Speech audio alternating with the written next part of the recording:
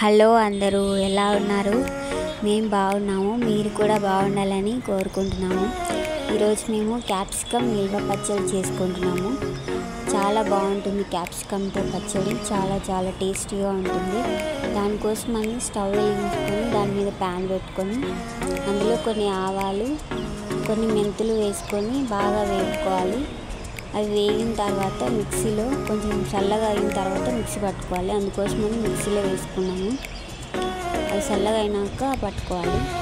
తర్వాత అదే ప్యాన్ తీసుకొని అందులో కొన్ని నువ్వులు, పచ్చడికి సరిపోయినన్ని తీసుకోవాలి.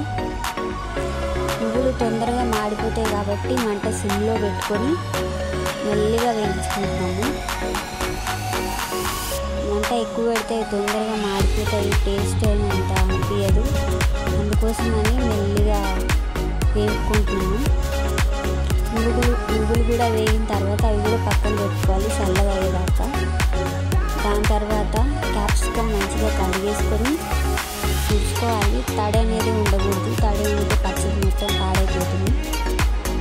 ఇలా ఒక కచ్చిప్ తీసుకొని అన్ని నీట్గా క్లీన్ చేసుకొని పెట్టుకోవాలి. నేను చూపిస్తున్నాను చూడండి, అలాగనమాట. అన్నీ క్లీన్ చేసుకున్న తర్వాత ఒక్కొక్కటిగా అన్నీ ఇట్లా ఇట్లా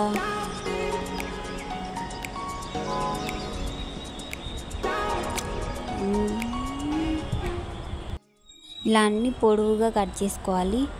చిన్న ముక్కలుగా కాకుండా పొడవుగా కట్ చేసుకోవాలి. నేను చూపిస్తున్నాను చూడండి, అలా పొడవుగా కట్ చేసుకుంటే తినేటప్పుడు ఆ క్యాప్సికమ్ అనేది నోట్లోకి వెళ్ళినప్పుడు మంచి ఫ్లేవర్ వస్తుంది. అందుకోసమని ఇట్లా పొడవుగా కట్ చేసుకోండి. ఇలా ఒక్కొక్కటి అందులో ఉన్న విత్తనాలన్నీ తీసేయాలి, లేకపోతే కారం ఎక్కువ అవుతుంది. మనం పచ్చడిలో కూడా కారం వేసుకుంటాం కాబట్టి లోపల ఉన్న విత్తనాలన్నీ తీసేసి ఇలా నిలువుగా కట్ చేసుకోవాలి.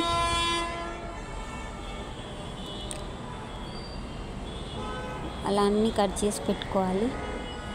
ఇలా నేను కట్ చేసాను చూడండి, అలా కట్ చేసుకోవాలి.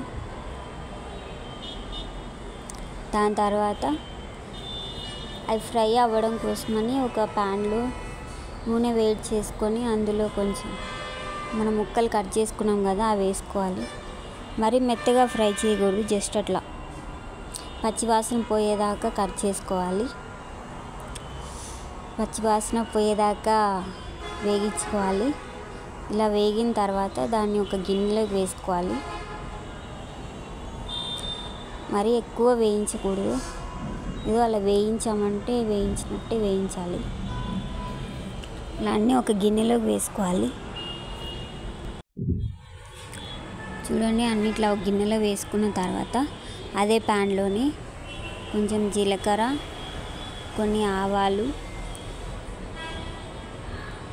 అలాగే జీలకర్ర ఆవాలు వేగనివ్వాలి.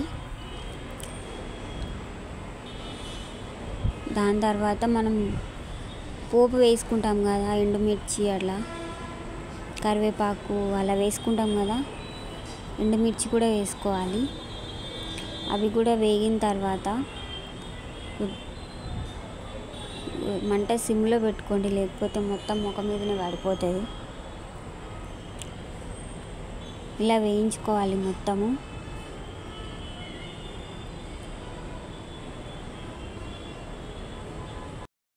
ఇలా మెల్లగా వేపుకోవాలి. నేను చూపిస్తున్నట్టుగా వేపుకోండి.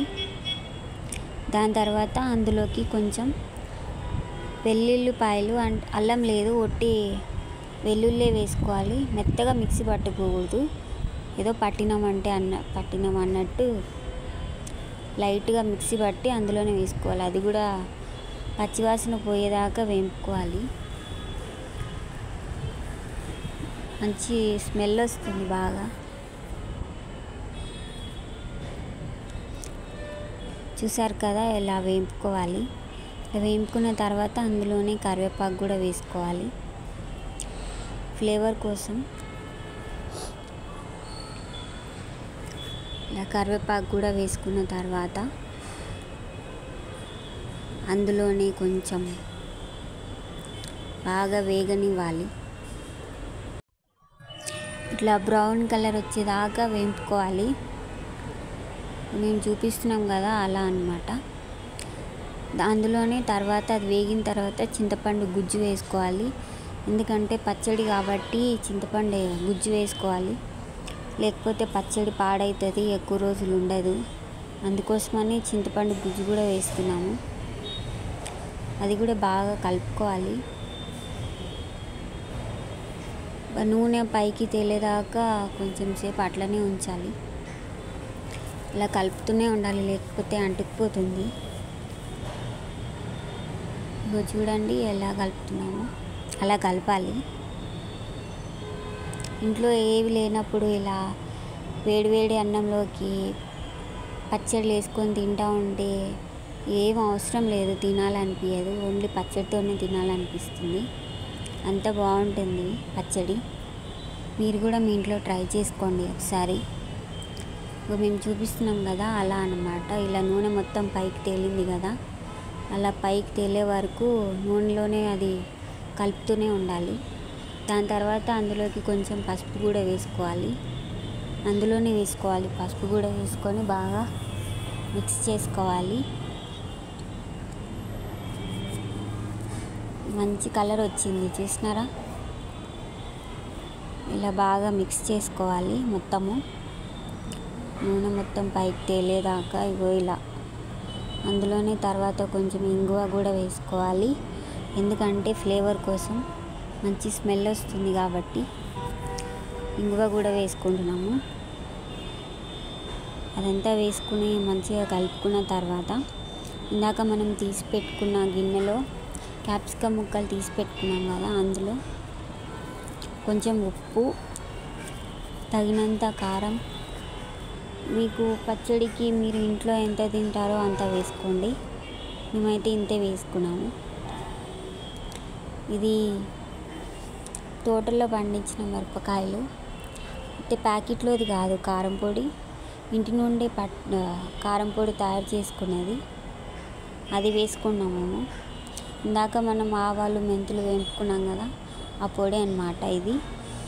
ఆ పొడి కూడా వేసుకుని బాగా మిక్స్ చేసుకోండి. ఇలా బాగా మొత్తం ఆ ముక్కలకి పట్టేలాగా మిక్స్ చేసుకోవాలి. ఇలా మొత్తం ఆ ముక్కలకి అంతా పట్టాలి, ఇప్పుడే టేస్ట్ అనేది వస్తుంది. ఇలా బాగా కలుపుకున్న తర్వాత అందులోని మనము ఇందాక నువ్వులు కూడా వేయించుకున్నాం కదా, అది కూడా మిక్సీ పట్టి ఒక 3 స్పూన్లు వేసుకున్నాము.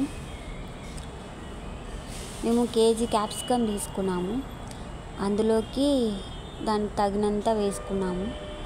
నువ్వులైతే నువ్వుల పొడి మాత్రం 3 స్పూన్లు తీసుకున్నాము. కారం పొడి 2 గంటలు అన్నమాట అలా తీసుకున్నాము. బాగా మిక్స్ చేసిన తర్వాత ఇలా బాగా కలుపుకోవాలి. చూడండి ఇలా అయితే అది మొత్తం కలిపిన తర్వాత ఇందాక మనం నూనెలో వేపుకున్న మిశ్రమాన్ని తీసుకొని అందులో పోసేసుకోవాలి. ఇలా మొత్తం అంతా మంచిగా కలుపుకోవాలి. చూడండి ఇలా కలుపుతున్నాము, అలా కలపండి. టేస్ట్ మాత్రం చాలా బాగుంటుంది. మీరు కూడా ఇంట్లో ట్రై చేసుకోండి, తినండి, ఎంజాయ్ చేయండి. అలాగే మా ఛానల్ని సబ్స్క్రైబ్ చేసుకోండి. వీడియో మొత్తం చూడండి, లైక్ చేయండి, సబ్స్క్రైబ్ చేసుకోండి. క్యాప్సికమ్ పచ్చడి రెడీ అయిపోయింది. ఇలా వేడి అన్నంలో వేసుకొని తింటే చాలా బాగుంటుంది. సబ్స్క్రైబ్ చేసుకోండి మన